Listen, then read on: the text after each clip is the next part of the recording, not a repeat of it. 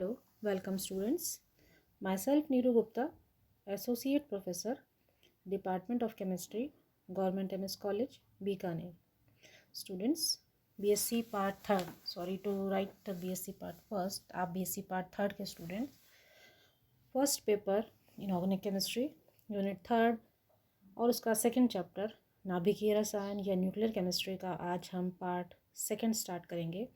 हमने part one में कुछ जनरल इंट्रोडक्शन उसका परिचय लिया था, कुछ टर्म्स के बारे में बात की थी। आज हमारे पार्ट टू में भी कुछ इम्पॉर्टेंट टर्म्स के बारे में ही हम डिस्कस करने वाले हैं। और हमारी पहली आज की जो टर्म है वो है पैकिंग फ्रैक्शन यानी संकुलन गुणांक। Prout proposed that atomic weight of all elements are in whole numbers and they are simple multiples of atomic weight of hydrogen. But later on it was found that atoms like chlorine and copper do not have whole number atomic weight. Prout, scientist, इन्होंने 1916 में यह सुझाया कि सभी तत्वों के परमाणु भार पूर्ण संख्या में होते हैं और वे हाइड्रोजन के परमाणु भार के सरल या सामान्य गुणज यानी मल्टीपल होते हैं। बट बाद में ये पता चला कि क्लोरीन और कॉपर जैसे कुछ परमाणु हैं जिनके परमाणु भार पूर्ण संख्या में नहीं है। Aston found atomic weight of almost 19 elements with the help of mass spectrometer and found that most of the elements have atomic weights almost near to whole number, and the elements which do not have atomic weight in whole number are the mixture of isotopes. Thus, Aston modified the concept of Prout and proposed the whole number rule, according to which atomic weights are almost near to whole number. इस पूरे paragraph को मैं हिंदी में convert करती हूँ। Aston ने जो proud की सजेशन थी उसमें कुछ मॉडिफिकेशंस किए। इन 1920 एस्टन ने मास स्पेक्ट्रोमीटर यानी कि द्रव्यमान स्पेक्ट्रोमीटर की सहायता से लगभग 19 तत्वों के परमाणु भार ज्ञात किए और उन्होंने अपनी स्टडीज़ अपने अध्ययन के आधार पर यह बताया कि अधिकांश तत्वों के जो परमाणु भार हैं वो पूर्ण संख्या हैं यानी होल नंबर हैं और जिन तत्वों के परमाणु भार एटॉमिक वेट पूर्ण संख्या नहीं है वे समस्थानिक यानी आइसोटोप्स के मिश्रण हैं। इस प्रकार एस्टन ने प्राउट का जो कॉन्सेप्ट था उससे थोड़ा सा मॉडिफाई किया, संशोधित करा और एक होल नंबर रूल यानी कि पूर्ण संख्या नियम प्रतिपादित किया और उसके अनुसार परमाणुओं के परमाणु भार लगभग पूर्ण संख्या में होते हैं। और एस्टन ने ये भी बताया कि समस्थानिकों के परमाणु भार पूर्ण संख्या में नहीं है जबकि द्रव्यमान संख्या एक पूर्ण संख्या होती है। तो इस आधार पर संकुलन गुणांक का जो डेफिनेशन और फॉर्मूला होगा वो इस प्रकार होगा, यानी packing fraction is defined as a way of expressing the variation of isotopic mass from whole mass number that is atomic mass. यानी जो संकुलन गुणांक है वो क्या है, परमाणु भार या द्रव्यमान माइनस द्रव्यमान संख्या यानी mass number upon mass number into 10 की पावर 4।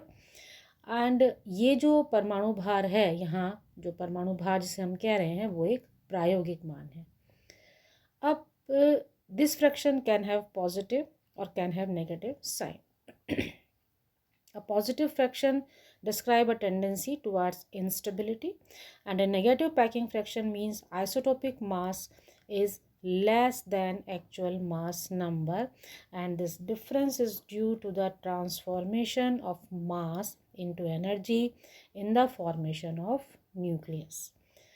परमाणु भार और द्रव्यमान संख्या का अंतर धनात्मक या ऋणात्मक या शून्य भी हो सकता है, इसलिए पैकिंग फ्रैक्शन या संकुलन गुणांक का मान भी धनात्मक, ऋणात्मक या शून्य हो सकता है।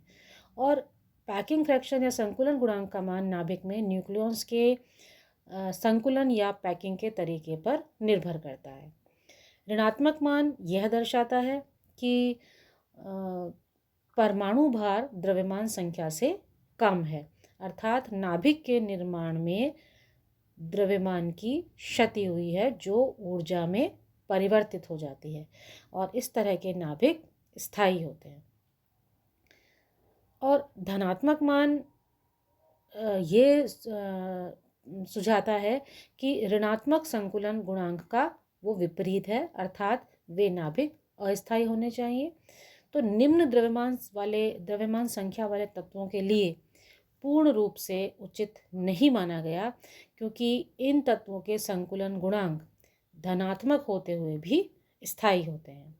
यहाँ हम एक कर्व देखेंगे और इस कर्व में आपको जो चीज़ें क्लियर होंगी वो हम इस पैराग्राफ से पढ़ेंगे। ये एक कर्व है जो कि पैकिंग फ्रैक्शन और मास नंबर के बीच के रिलेशन को शो करता है।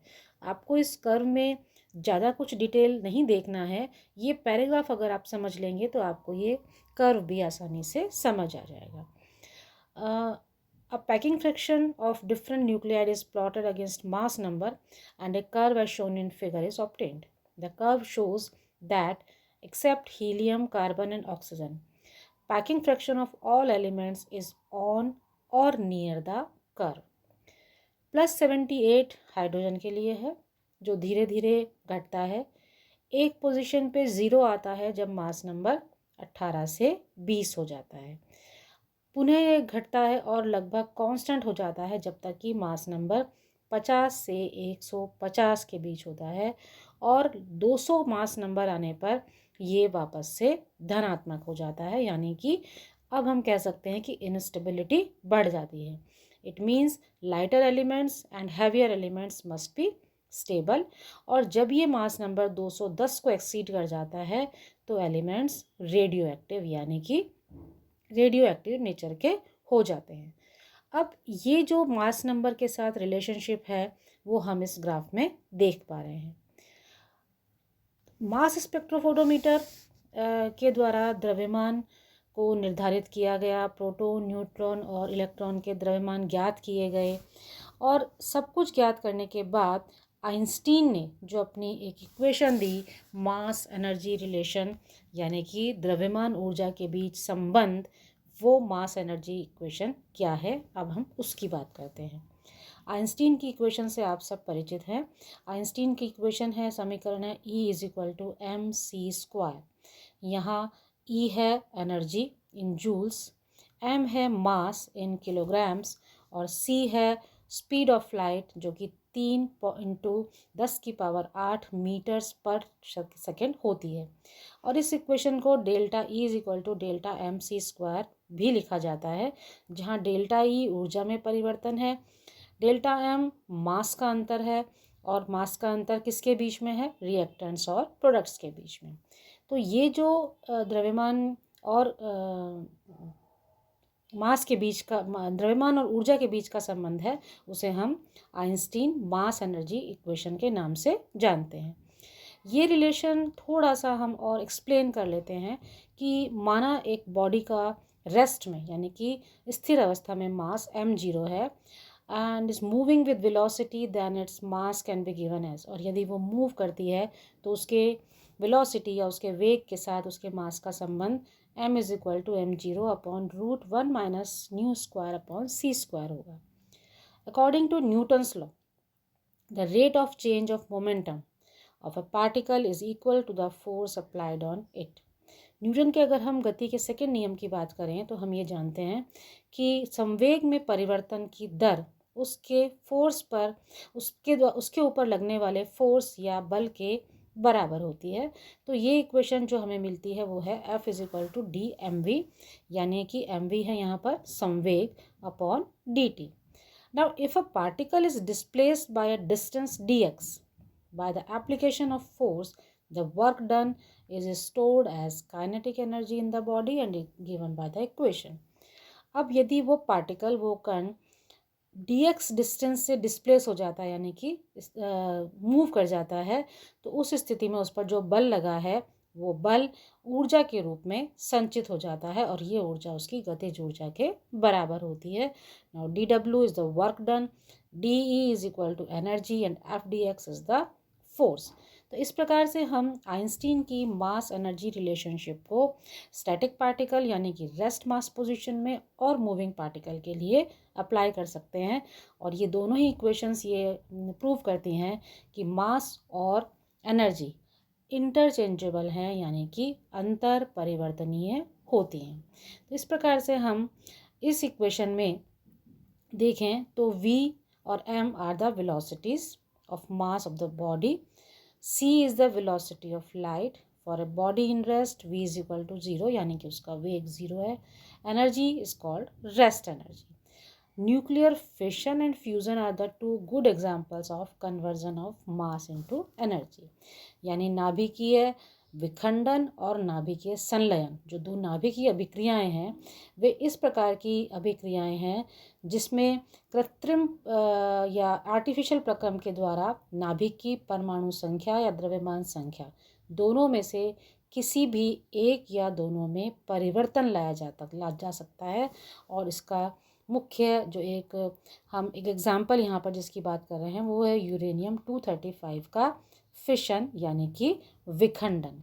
विखंडन से एक स्टैटिक पार्टिकल अलग अलग कणों में टूटता है और इस पूरे प्रक्रम के दौरान उसकी मास और एनर्जी के बीच एक निश्चित संबंध बना रहता है, यानी भारी नाभिक बराबर द्रव्यमान संख्या वाले नाभिकों में विभाजित हो जाता है।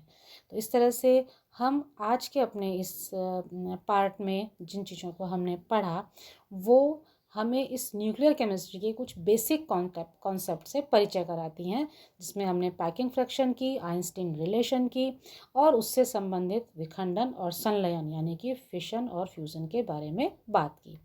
अगले लेक्चर में हम रेडियो एक्टिविटी पे बात करेंगे और तब तक के लिए आप सभी का धन्यवाद।